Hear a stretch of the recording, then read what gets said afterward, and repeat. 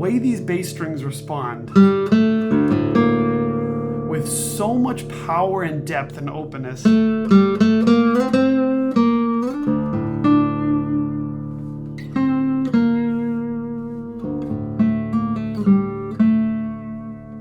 It's exactly what you imagine about the best Spanish guitars of this period.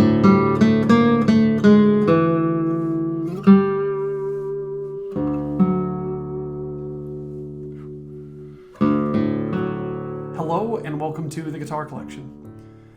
Today I have the honor to share with you a guitar coming from the extremely legendary workshop of the Madrid-based makers Hernández y Aguado. This guitar was made in 1964, just 1 year away from the guitar that Julian Bream famously recorded on his 70s album. And that one was built in 1965, and he bought it from John Williams, who was another player of Hernández y Aguado's instruments. But gosh, a little bit about these two famous makers. It's quite odd that it's a duo of makers, but they were working in a piano factory, which later shut down. Then they opened up their own workshop together, doing piano repairs, and started building guitars with the guidance of Regino Sainz-de-la-Maza, the famous Spanish guitarist and composer. And later on, they had quite the clientele list. They built a wait list very, very quickly. And they were producing these instruments that were just known for their power, their character, and just the remarkable craftsmanship that's still appreciated today. Before we get more into the sound, let's talk a bit about the specs. First things first, you'll see this beautiful spruce top. And then when you look at the guitar, first thing your eyes will be drawn to is this rosette. It has a lot of beautiful colors. There's red and green in the wheat motif that goes around this woven pattern. And it's very eye-catching. Inside the guitar, you'll see that Hernández y Aguado label, the number 276, the year 1964, and of course, their signature going across the label, and then also their signature that was right below the label that says Hernández y Aguado. Really cool how it goes along that center strip of wood. And then when you turn the guitar around, you'll see this very nice set of Brazilian rosewood. Very, very dark, very, very straight. When talking about the neck, or actually the scale length of this guitar, it's actually 654 millimeters. So just a few millimeters more than the standard 650 millimeters. Some of their instruments were quite a bit bigger, so it's nice in some ways if you're not looking for a super huge neck. This one is still extremely comfortable and has a very low action.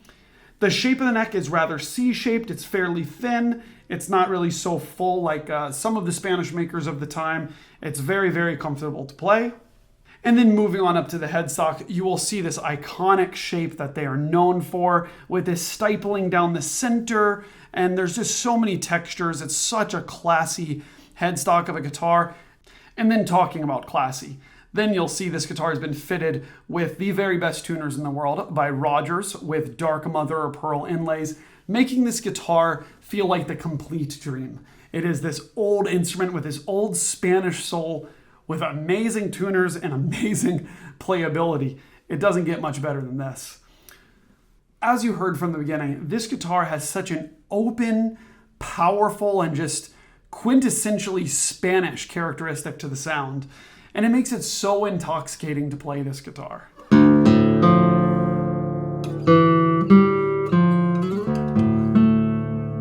It's so lively too, and you'll see if you get the chance to play one of these guitars, or this one in particular. It sounds like the note is right at the surface, like almost it's waiting for you to play the note.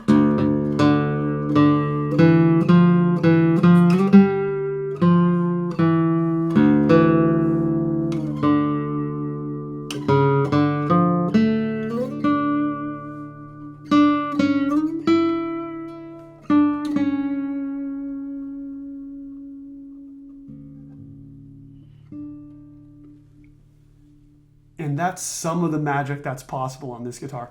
The sustain is phenomenal. For how much power that you get when you hit these notes, you don't expect it to last this long.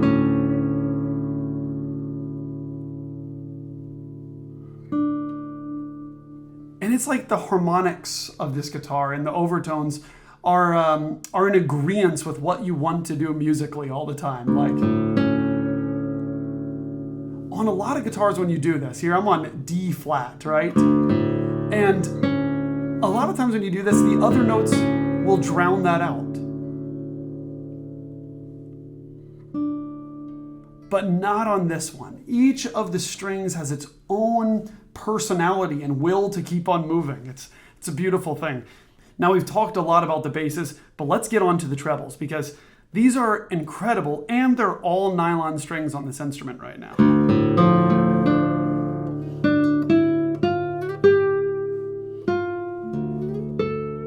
Which I think suits this guitar really well.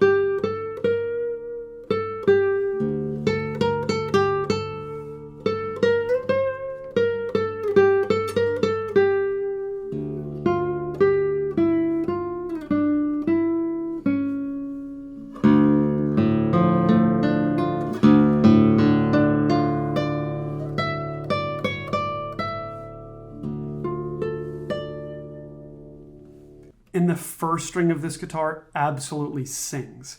And when you play it with a gentle character,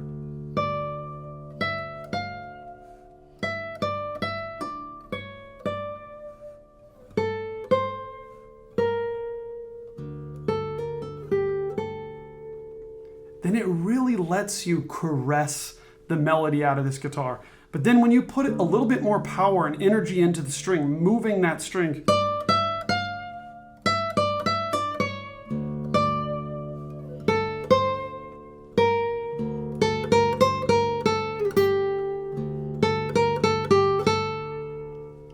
then you get a little bit more of that force and that bite that you want to hear sometimes when you really, when you want to get that characteristic, or maybe you do the opposite again.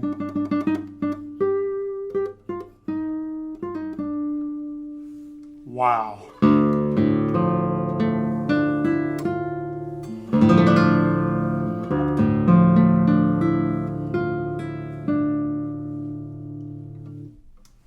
Let's test this guitar with a piece that I play on every instrument here, Prelude 11 by Francisco Tárrega.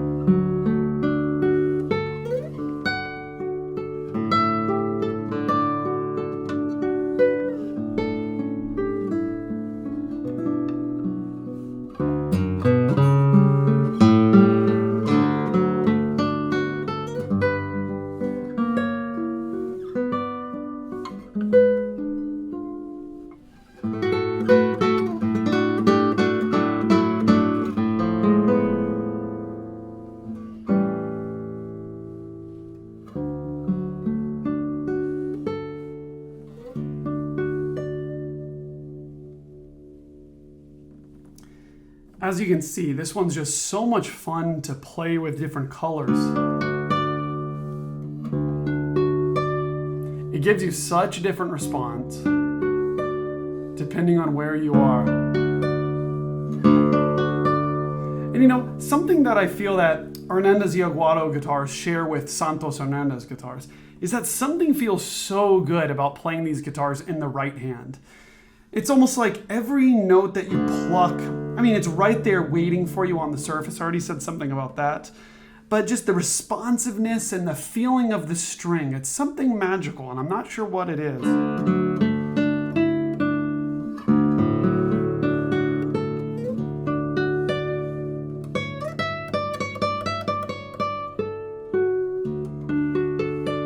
Well, I'm trying to figure it out as I play a few more notes on here, but I really don't have it. It's just something about the tension of the strings and the way the guitar reacts to your plucks. It's really something else. Here's a little bit of registro by Antonio Lauro.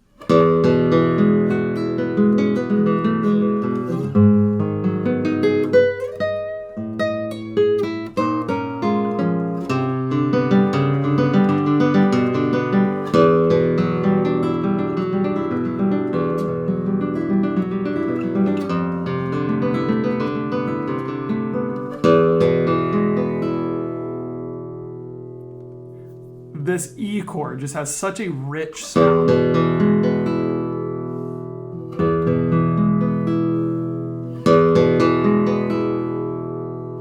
You know, it's interesting. Let's take Julian Bream, for example, who played on Hauser guitars, many different guitars in reality, but Hauser guitars, Romanillos guitars, and of course, Hernández y Aguado guitars. These guitars are all very, very different. Of course, we got 2 Spanish makers and then 1 German maker.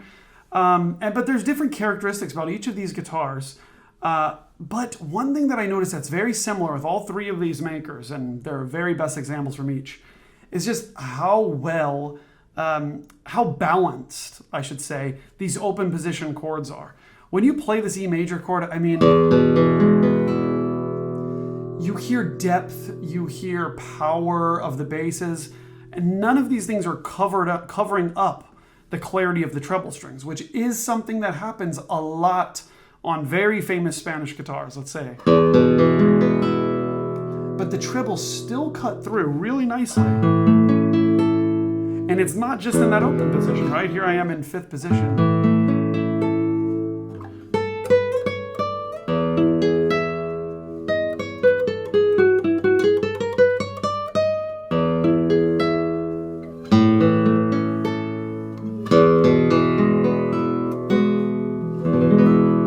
It's just no wonder why, you know, people like John Williams and Julian Bream would choose these instruments, right?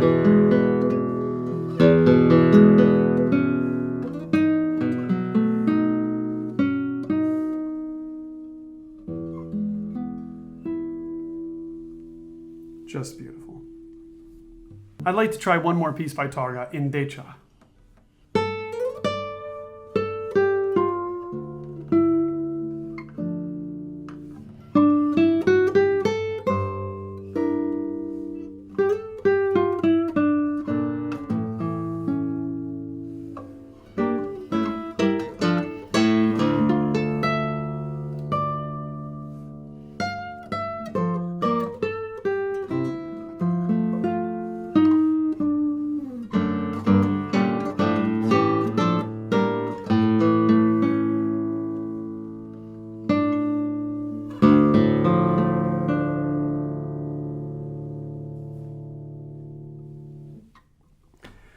Wow. Well, I have to mention, please subscribe to this YouTube channel. It's a growing community. I love to see what you think about these guitars, so please leave a comment, especially those of you that comment often. It's really nice to see some familiar faces and hear what you think about these various guitars, because gosh, is there a wide variety recently. You can check out this guitar at guitarcollection.com. As I speak these words, this instrument is currently available, and wow, what a chance to own Hernández y Aguado guitar in just outstanding condition, with just a spectacular sound. Of course, it's nice to even just get the chance to play this and record and have a little sound signature in my mind and online now for you all. Definitely check it out, guitarcollection.com. There's a full album of photos there, as well as a description about this very guitar. And there's even an email list that you can sign up for that's at the very top of the website. That way you can be notified about new instruments before they become available. But I just want to say thanks again for watching this video, and I'll see you in the next one.